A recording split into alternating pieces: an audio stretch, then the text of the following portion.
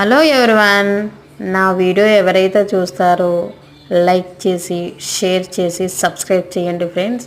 మీ like నాకు చాలా ఉపయోగపడుతుంది కాబట్టి ప్లీజ్ సబ్స్క్రైబ్ చేయండి, లైక్ చేయండి, ఓకేనా. ఇప్పుడైతే నేను మ్యాటర్కి వచ్చేస్తాను. బయట చూస్తే మనకి చల్లగా వర్షం పడుతుంది, మామూలుగా లేదు. ఈ నాలుగు ఏదో ఒకటి తినాలంటుంది. ఏం తిందామా అని ఆలోచిస్తే చికెన్ రాగి సంగటి బయటికి వెళ్ళి మా అబ్బాయి తెచ్చేసాడు. టక్కమని చేసేసాను. చికెన్ పులుసు, చికెన్ ఫ్రై చేశాను.